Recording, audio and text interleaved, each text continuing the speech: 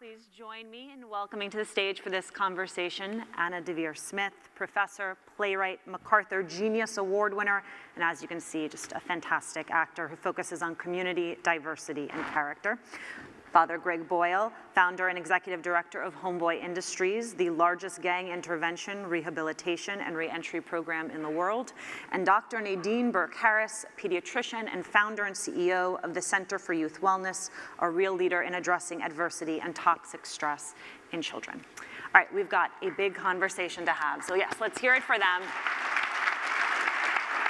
But Anna, I want to pick up on something that you talk about in your show, which is this box of captivity. What is the box of captivity? The box of captivity? The box of captivity. I'm not sure who says that in my show.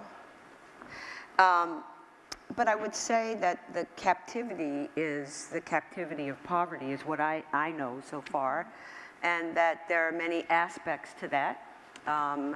And I'm very interested in the ways in which education could be a way of opening that door and setting people free. I think it's unfair, however, that we call the phenomenon of children who can't make it through school and end up in prison the school-to-prison pipeline, because it suggests that teachers, many of whom work very hard, are the cause of the problem in schools. But it seems to me to open that box of captivity, captive to a variety of pathologies and despair and poverty, one needs to reinvent schools and rethink what they are and give teachers and schools the things they need to bring joy and possibility into people's lives. Father Boyle, when you hear adversity as it affects barriers to the dream, what do you think of? Well, I was born and raised in the gang capital of the world, Los Angeles, but that's quite different from the community where I've lived for the last 30 years, where kids have a hard time imagining their future, and if you can't imagine your future, sometimes your present isn't very compelling, and if it doesn't compel you, a great many of the kids in the community where I live and work, they don't care whether they live or die, and they can't conjure up an image of what tomorrow might look like, and so they don't care whether they inflict harm, and they don't care whether they duck to get out of harm's way. And so life is just simply more difficult in that community. So once you have a high degree of reverence for its complexity and the degree of difficulty there is for kids in a community like mine to navigate, then you're called to something different, which is all hands on deck, and people need to show up and pay attention and be loving, caring adults who matter to these kids. Dr. Burke-Harris, I think people are sitting here saying, what is a doctor doing studying adversity? Yeah, well, I came across the impact of adversity on the development of the brains and bodies of children when I opened a clinic in Bayview Hunters Point. And I was seeing patient after patient after patient who was being referred to me for ADHD, or attention deficit hyperactivity disorder. But I was also seeing another funny thing. I was seeing parents who would come in and say, doctora, I noticed that my daughter's asthma seems to get worse when her dad punches a hole in the wall.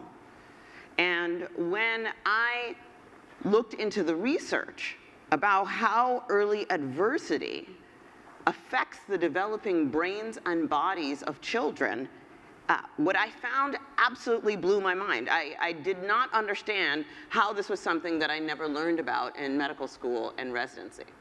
Tell me more about that. I mean, is adversity then something that can be altered? Is that altered by institutions, by individuals? I mean, if you're in a family situation that's providing toxic stress, what then? Yeah, so it's all of the above.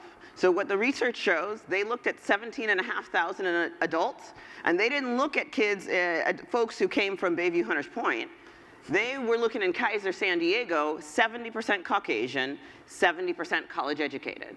And they found that for individuals who experienced one of 10 categories of what they called adverse childhood experiences, and that includes physical, emotional, or sexual abuse, physical or emotional neglect, or growing up in a household where a parent was incarcerated, substance dependent, mentally ill, where there was parental separation or divorce, or domestic violence, right?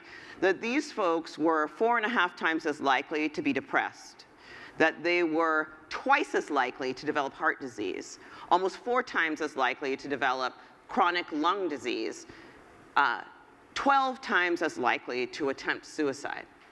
And what we figured out from that study is that when you're exposed to high doses of adversity in childhood, it activates our stress response, which changes the structure and function of children's developing brains, their immune systems, and their hormonal systems. But you know what's the antidote to that? Is safe, stable, and nurturing environments. Nurturant caregiving, right? The ability to have adults in your life who are sufficiently well regulated themselves that they can buffer a child's biological stress response is the answer to prevent toxic stress. And it doesn't need to be parents, is what you're saying. It can be any safe, stable, and nurturing adult. Father Boyle, I'm curious, in your experience, what is the difference between a kid who survives and thrives and a kid who doesn't make it out? Well, I think the brain science will talk as well about this chronic, enormous stress, and there's a kind of a survivor brain activity, you know, especially for the young people that I work with, that if you can provide a sanctuary for them, then after a time in a community of tenderness where you're lavishing on them a sense of care and a sense that they're important and that they're exactly what God had in mind when God made them, pretty soon they inhabit that truth, they become that truth. And then they become the sanctuary that they sought at our place. And then they go home, and then they provide that sanctuary to their kids. And then this historical and generational trauma starts to get broken in a way that's substantial. But our diagnosis is really important. You know, if we think kids are just making bad choices out there, that's a bad diagnosis. That'll lead us to a treatment plan that's not very good. But if we know that, like I work with gang members, and that no kid is seeking anything when he joins a gang, he's always fleeing something. So address the thing that he's fleeing. Become, you know, the delivery system of hope to infuse it to a kid for whom hope is foreign, and to somehow maybe deliver mental health services in a culturally appropriate and tender way. Maybe you help lead to a place of healing, because if kids aren't able to transform their pain, they're going to continue to transmit it. And it all happens in an environment. If it's not at home, then it can happen in a place that we create, a community of tenderness where people matter.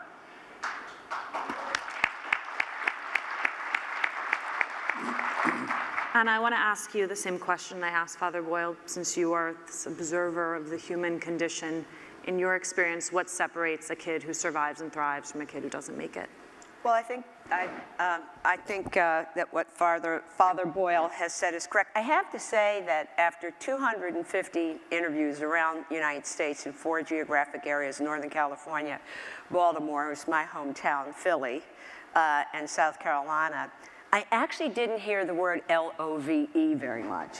The place I did hear it was in Finland, where I went to, because apparently Finland, at least at one point, had the best schools, and I heard it from the person who would be comparable to our Secretary of Education. And so, you know, it's a almost corny thing to say, but it's really what both of you are talking about, is love, meaning care and tenderness. But the other thing that interests me, and I think Dr. Burke-Harris, you might have something to say about this. I'm doing a little bit of work at the Department of Psychiatry at Stanford right now, and they're very concerned about the children who are well off, who are the rash of suicides there. And I wonder, and don't know the answer, if there's any relationship to children who are committing suicide in affluent environments to children who are killing one another in environments of economic distress. So there does seem to me to be something about our youth that we should also think about in a large picture. Well, you mentioned Stanford. I grew up in Palo Alto, and we know Pali High is one of the suicide risk areas. And what you see is the biology is the same, right? The biology of chronic adversity. And what the data shows us is that adverse childhood experiences occur in absolutely every community, right?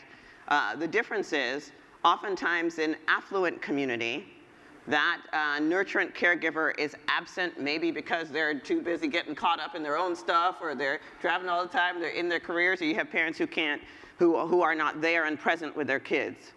In low-income communities, what we see is parents who are often also away, either working several jobs or whatever, but more often parents who are experiencing the crushing stress of poverty themselves, that they are unable to be a buffer to their child's stress because they are so overwhelmed with their own stress. But the fundamental biological mechanism is the same, and that is why finding solutions, which include, number one, routine screening. Every pediatrician in America should be screening for adverse childhood experiences. And I don't care if you are in Palo Alto or Baby Hunters Point or Manhattan or wherever.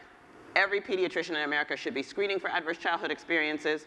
We need to be doing early detection and effective intervention, and we know that there are many, many effective interventions to stabilize the stress response and help children's brains and bodies grow in a healthy way. Yeah, I want to come back to something that you said earlier, which was this idea that a child needs an individual, an adult, and doesn't necessarily have to be a parent who can serve as a buffer. How do you bring that idea to scale? If someone's not lucky enough to be at your youth center to meet Father Boyle, how do you take that idea and manifest it nationally?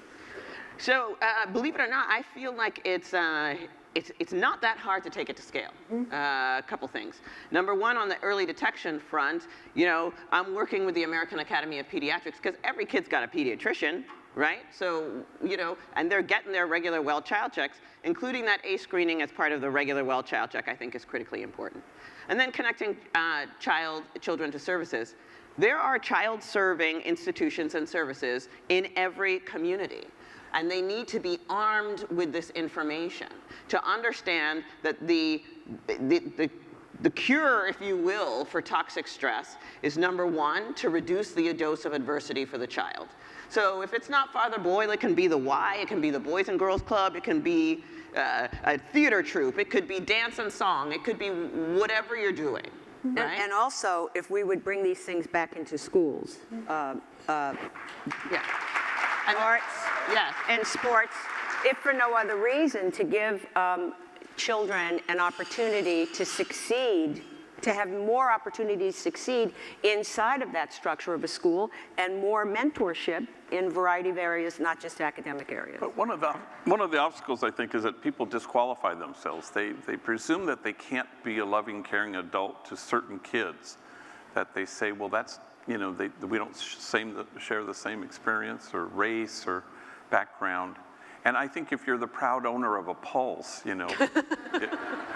you can be kind of the loving, caring adult who pays attention. And so we already know what to do, I think. And as General Powell was saying, all we need to do is summon the will. And the will really is to stand against forgetting that we belong to each other, that somehow the fact that we are separate is really an illusion. There is no us and them, it's just us.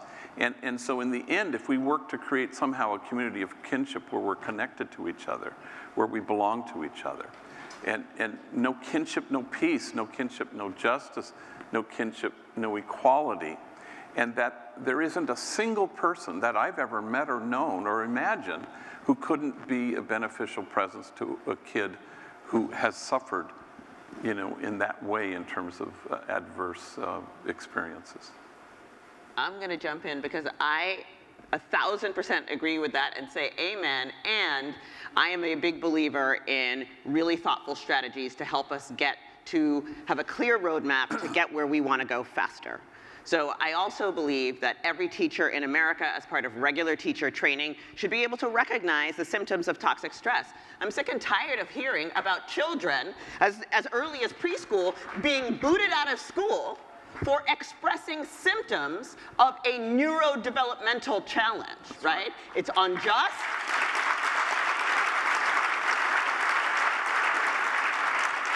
And it shouldn't be happening. And exactly what Anna said in terms of this is not about blaming teachers. If you had a teacher trying to teach a class of 30 kids and 15 of them had epilepsy, you're not going to blame the teacher when the test scores come in low. You need to understand that toxic stress is about inhibition of the executive function in the prefrontal cortex. That's biologically what happens. And so when we have organizations like, Turnaround for Children right here in New York, that builds infrastructure and protocols within the teaching and learning environment to help to reduce the impact of adversity, then what we see is that kids are able to learn and thrive. I want to pick up on a word that Father Boyle put out there, which is this word belonging. And I think that there are many places where we struggle with this idea of belongingness. I say I teach the fancy people. I teach at NYU, I taught at Stanford and so forth. And even though those people have advantages, there's always this knocking on the door of I don't belong here. And I think if there are ways that we could share what we know, or even suggest to the general public that these matters of lack of love, lack of care, stress, the lack of the feeling of belonging, if there was a way that we could see this as an overall national project, it would help us, Father Boyle, come closer to this us that we really are in the end. I'm curious, Anna, 250 interviews all over the country. You walk away with a clear sense of the despair that is out there, the complexity of these issues. Where is the hope? Oh, well, first of all, I think of hope the way Cornel West does. It's not the same as optimism. He says optimism looks outside and says, looks pretty good, things are going to be better. But hope looks out and says, doesn't look good at all. It doesn't look good at all. The evidence looks really bad, but I'm going to go beyond the evidence I'm going to make a leap of faith. I'm going to go beyond the evidence to create new possibilities based on visions that become contagious to allow people to engage in heroic actions. So if that's what hope is, then what I see is extraordinarily imaginative people, from somebody like Bruce McEwen at Rockefeller University, a neuroendocrinologist who's looking at this through science, through the wonderful social scientists I've met, to the chief judge of the Yurok tribe, who's trying to bring her forgotten youth back to their culture, back to the dances, seeing that there may be some healing there. So all over this country, I have found people with extraordinary ideas and a big heart and a big mind, and I just think we need to have a great big conference with all of them. Father Boyle, we only have a few seconds left, but I want to come back to this question of doing for people who are in this audience who want to know what they can do. What is the doing? Yeah, proximity is really key here. So if you can go to the margins, and you don't go out to the margins to rescue anybody, but go figure, if you end up at the margins, everybody gets rescued. I don't believe I've ever saved the life of a gang member, but I know that somehow my own salvation is connected to folks who are trustworthy guides who know how to lead me to kinship. And I think if we all just move beyond ourselves and where we are to the margins where folks have to deal with adversity, it would certainly help. So for Father Boyle, this is a spiritual and moral opportunity.